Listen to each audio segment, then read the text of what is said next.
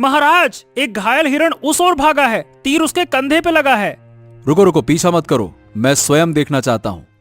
राजकुमार अकेले उस दिशा में बढ़ते हैं। कुछ दूर जाकर उन्हें एक छोटी सी खुली जगह दिखती है, जहाँ एक सुंदर युवती एक घायल हिरण के पास बैठी थी।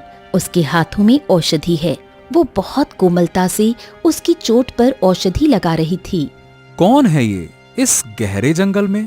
क्षमा कीजिए, आप कौन हैं? और इस घायल हिरण की सेवा आप? जिसे पीड़ा दिखे और वो कुछ न करे, वो मनुष्य नहीं कहलाता। मैं बस वही कर रही हूँ जो एक जीव के लिए जरूरी है। आपके शब्दों में जैसे करुणा है। आप यहाँ अकेली हैं? जंगल मेरा घर है, पेड़ मेरी छत और ये जीव मेरे परिवार। राजकुमार चुप हो जाते हैं। वो कुछ पल उसे निहारते हैं, फिर हाथ जोड़ते हैं। राजकुमार आर्यवर्धन हूं मैं, लेकिन आज पहली बार किसी अनजान से मिलकर मन में शांति आई है। नाम से नहीं, कर्म से मनुष्य की पहचान होती है राजकुमार।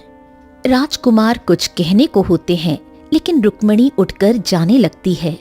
रुकिए, क्या मैं जान सकता हूं कि आपका नाम क्या है? रुक्मिणी। अगले कुछ दिनों तक राजकुमार बार बार शिकार के बहाने उस जंगल में जाने लगते हैं। रुक्मिणी हर बार कहीं न कहीं मिलती है। कभी पक्षियों को दाना देती, कभी जड़ी बूटियां इकट्ठी करती। फिर एक दिन, रुक्मणी, मैं तुमसे कुछ कहना चाहता हूं। शायद ये बात मेरे हृदय में बहुत पहले से थी, पर शब्दों में लाने की हिम्मत आज जुटा पाया हूं।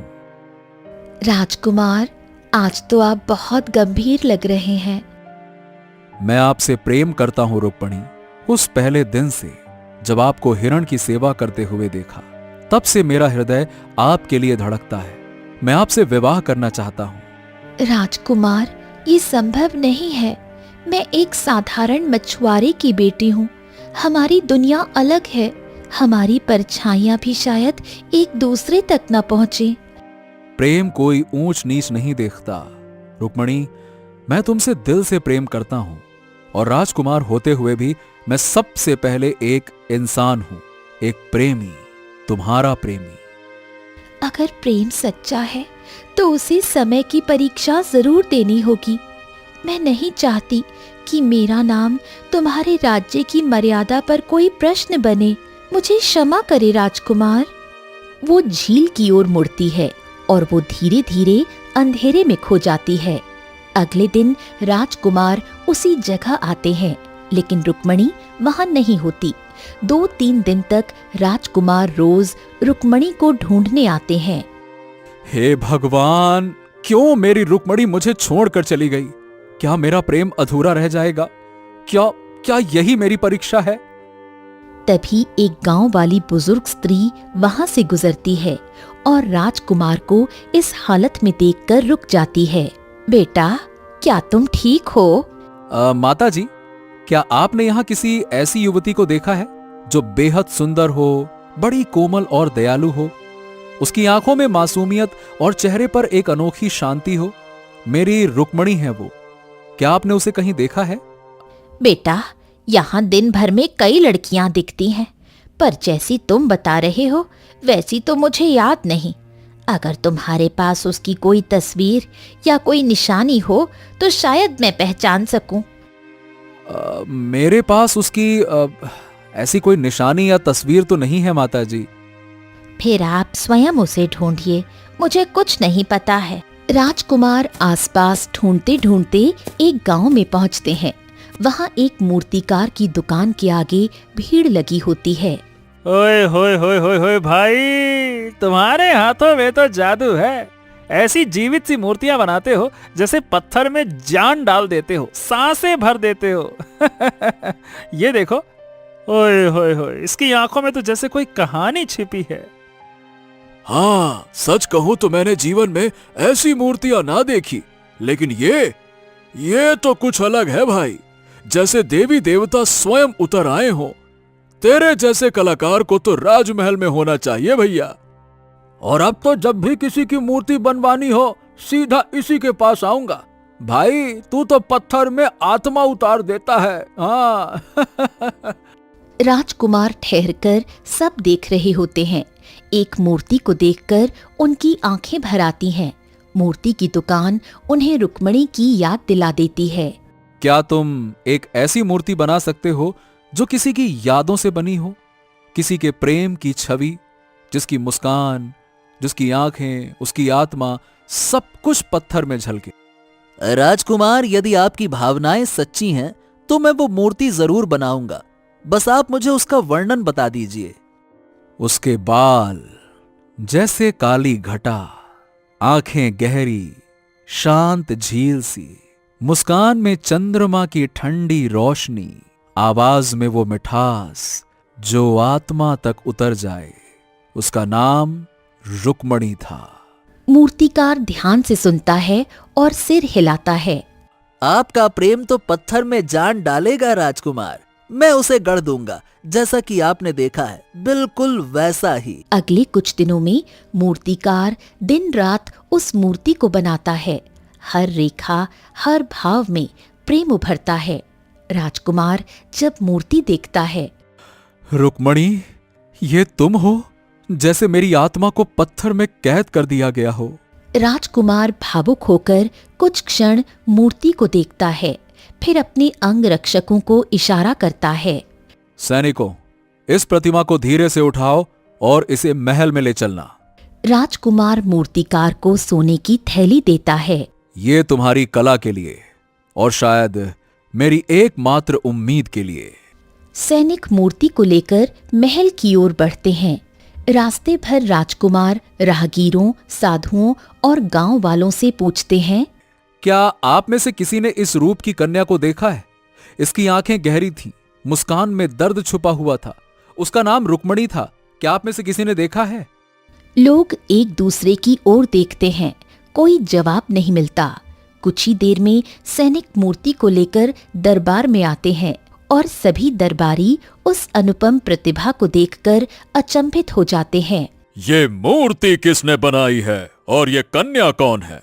पिताजी, ये रुक्मणी है और वो एक मछुआरे की बेटी है, पर मैं उससे प्रेम करता हूं। जब वो मुझसे बिछड़ गई तो मैंने इस मूर्तिकार से उसका रूप बनवाया। ये वही है जिसे मैं कई दिनों से खोज रहा हूं। कृपया मेरी मदद कीजिए उसे खोजने में। महाराज कुछ पल स्तब्ध रहते हैं, फिर धीरे से सिर हिलाते हैं। ठीक है पुत्र, ठीक है। हम तुम्हारे प्रेम की अवहेलना नहीं करेंगे। फिर राजकुमार अपने कक्ष की ओर चले जाते हैं। महाराज की मुस्कान अब धीरे धीरे गंभीरता में बदल जाती है। हाँ, ये वही है। यही वो लड़की है जिसे मैंने उठवाया था, और अब ये मूर्तिकार इसका चेहरा फिर से मेरे सामने ले आया। महाराज क्रोधित होते हैं और मंत्री को बुलाते हैं। मंत्री, जाओ और उस मूर्तिकार को तुरंत दरबार में ले आओ, लेकिन ध्यान रहे उसे कुछ भनक ना लगे कि क्यों बुलाया गया है। जाओ। जी महाराज, मैं बहुत जल्दी आपके सामने उसे पेश करता हूँ। अब देखता हूँ इस मूर्तिकार के हाथ में कितना जादू है। मैं चाहता हूँ कि वो हमारी एक प्रतिमा बनाए, और अगर उसने मेरी असलियत उकेर दी तो मैं जान जाऊंगा कि वो साधारण कलाकार नहीं है। फिर कुछ ही देर में मंत्री मूर्तिकार को लेकर दरबार में आता है। महाराज, यही वो मूर्तिकार है जिसकी मूर्ति ने राजकुमार के हृदय को छू लिया। तो तुम ही हो वो जिसने पत्थर में भाव भर दिए। प्रणाम महाराज। मैं भाव नहीं भरता महाराज, मैं तो बस भावों को ढूंढकर पत्थर से मुक्त करता हूँ। ओह, तो अब मैं तुम्हें एक और अवसर देता हूँ। मेरे गौरव की मूर्ति बनाओ, ऐसी जो देखने वाले को मेरा वैभव, मेरा साम्राज्य और मेरी शक्ति याद दिला दे। महाराज, मैं केवल सत्य को तराशता हूँ, झूठी चमक को छूता भी नहीं। मूर्ति में भाव लाने हैं तो पहले आपको अपने भीतर उतरना होगा। क्या कहा तूने? अरे, मेरे राज्य में रहकर मेरे ही आज्ञा को चुनौती देता है? मैं चाहता हूँ वैभव और तू बात कर रहा है आत्मा की। महाराज, जिस चेहरे पर कृत्रिम मुस्कान हो, जो आंखें घमंड से भरी हो, उनमें मैं भाव कहां से लाऊं? पत्थर को सजाया जा सकता है, संवेदना नहीं दी जा सकती महाराज। मूर्ख, तुझे तेरी सीमा नहीं पता क्या? हम राजा हैं राजा, और हमारी आज्ञा ही तेरा धर्म है। यदि तूने तेरी मूर्ति 30 दिनों में नहीं बनाई या वैसी ना बनी जैसा मैं चाहता हूं, तो तुझे मृत्यु दंड मिलेगा। राजन, क्षमा करें, ये व्यक्ति कोई साधारण कारीगर नहीं है जो रुक्मणी की मूर्ति बनाकर हृदय को हिला सकता है। शायद वही आपके भीतर के सच्चे राजा को भी दिखा सकता है। एक अवसर दीजिए। ठीक है, 30 दिन। तेरे पास सिर्फ 30 दिन है। यदि मेरी मूर्ति वैसी ना बनी जैसी मैं चाहता हूं, तो तेरी सांसें भी वैसी नहीं रहेंगी जैसी अभी चल रही हैं। समझ गया? महाराज, अगर मेरी मूर्ति में आप नहीं हुए तो मृत्यु का भय भी मेरी कला को ना झुका सकेगा। मैं तो बस सत्य तराशूंगा। मूर्तिकार दिन रात काम कर रहा है। कुछ सेवक और सैनिक आकर मूर्ति की झलक देखने की कोशिश करते हैं। तूने देखा? वो पत्थर जैसे चीख रहा हो, कुछ अजीब सा है। हाँ हाँ, देखा। जैसे कोई मूर्ति नहीं, किसी का दर्द जमा हो। बाप रे बाप, इतनी डरावनी। लगता है महाराज मूर्तिकार को मौत की सजा ही देंगे। चुप रहो, अफवाहें ना फैलाओ। लेकिन हाँ, आज तक ऐसी मूर्ति कभी ना देखी। महाराज, एक अत्यंत गंभीर बात है। राजकुमार की तबीयत दिन ब दिन बिगड़ती जा रही है। वो रुक्मणी की यादों में एकदम टूट सा चुका है। तुम जानते हो प्रधानमंत्री, मैं कैसे मान लूं कि मेरे उत्तराधिकारी का विवाह एक मछुआरे की कन्या से हो? ये राजधर्म के विरुद्ध है। परंतु महाराज, कभी कभी राजधर्म मनुष्यता से छोटा पड़ जाता है। राजकुमार की सासों से बड़ा कोई नियम नहीं। अब और चर्चा नहीं, वो समय के साथ ठीक हो जाएगा। कुछ दिन आराम करने दो। तभी एक सैनिक दरबार में दौड़ता हुआ आता है। महाराज, महाराज, महाराज, वो मूर्तिकार आपकी प्रतिमा बनाकर दरबार में ले आया। सारी प्रजा दरबार के बाहर खड़ी है। सब इंतजार कर रहे हैं उस अद्भुत मूर्ति को देखने का। हाँ, तो इतनी हड़बड़ी क्या है? ठीक है, आ ही गया आखिरकार वो पल। चलो, मैं स्वयं देखूंगा कि वो कलाकार मेरी महानता को कैसे पत्थर में ढाल पाया। चलो। सभी मंत्री, रानी, सैनिक और दरबार के लोग चल पड़ते हैं। दरबार धीरे धीरे भरने लगता है।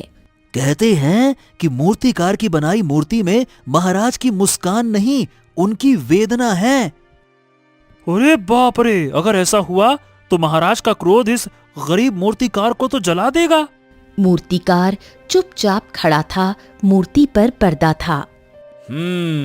तो बताओ मूर्तिकार, क्या बना लाए हो मेरे गौरव की मूर्ति? क्या मेरी जय गाथा पत्थर पर लिख दी? मूर्तिकार कुछ नहीं कहता, बस सिर झुकाकर पर्दा हटाता है। मूर्ति सामने आती है, राजा की प्रतिमा, पर आंखों से आंसू बहते हैं। माथा झुका है और हृदय का स्थान खाली है। वहां केवल काले पत्थर की दरार है। सारा दरबार स्तब्ध। अरे ये क्या हो? ये महाराज हैं या फिर कोई टूटा हुआ मनुष्य? बाप रे बाप! ये मेरी प्रतिमा नहीं, ये मेरी प्रतिमा नहीं है, ये अपमान है, ये मेरी छवि का विद्रूप है। नहीं महाराज, ये आपकी आत्मा की प्रतिमा है। आपका चेहरा वही है, पर दिल खाली है, क्योंकि आपने अपने पुत्र से उसका प्रेम छीना है। एक निर्दोष रुक्मणी को कहीं भिजवा दिया, उसके परिवार को बर्बाद किया, और इसीलिए इस मूर्ति का हृदय नहीं बन सका, क्योंकि आपके भीतर अब वो बचा ही नहीं महाराज। राजकुमार आगे आता है। आंखों में आंसू थे। पिताजी, ये मूर्ति केवल अतीत नहीं है, ये आपके आज का भी चेहरा है।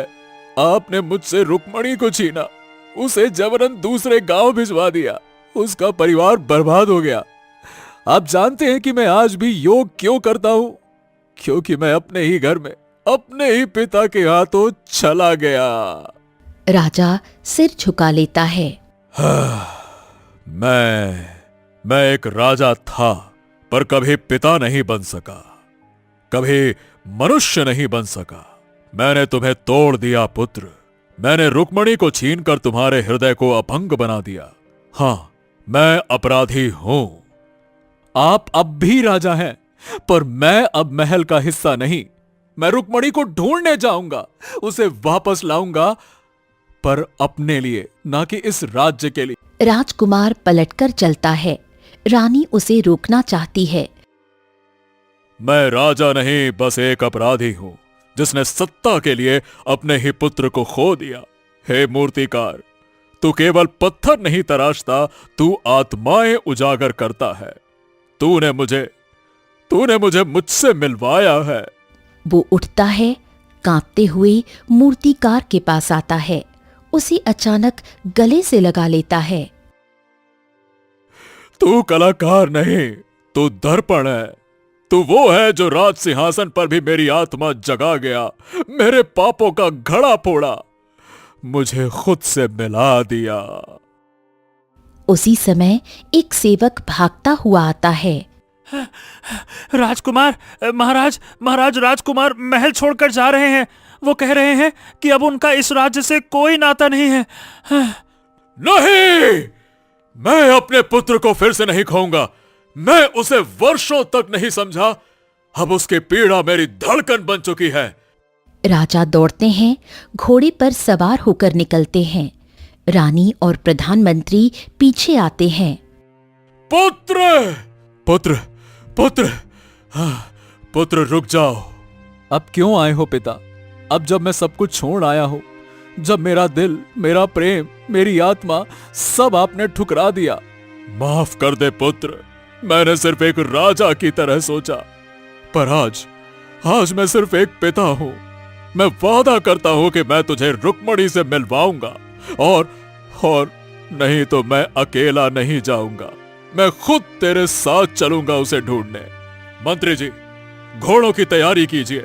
मैं, मेरा पुत्र और हमारी खोज आज से ही शुरू होगी। हम रुक्मणी को ढूंढ कर लाएंगे। यात्रा शुरू होती है। कई राज्य पार करते हैं। पिताजी, कहीं रुक्मणी अब हमें पहचानने से भी इनकार न कर दे। अगर वो इनकार करे तो ये मेरा दंड होगा, और अगर वो स्वीकार कर ले तो मेरा पुनर्जन्म। कई दिनों की यात्रा के बाद एक सुंदर संपन्न राज्य में प्रवेश करते हैं। वहां उत्सव हो रहा था। रंग फूल, राजसी सजावट, एक जुलूस निकल रहा था। सबसे आगे रुक्मणी एक राजसी वेश में थी। ये रुक्मणी है, पर ये कैसे? मछुआरे की बेटी या एक राजकुमारी? राजा और राजकुमार को सभा में बुलाया जाता है। रुक्मणी सामने आती है, एक वृद्ध राजा के पास खड़ी होती है। स्वागत है महाराज। मैं जानती थी एक दिन आप आएंगे, लेकिन जिस रूप में आए वो देखकर मन को शांति मिली। रुक्मणी, आप राजसी पोशाक में? महाराज, मैं कोई मछुआरे की बेटी नहीं थी।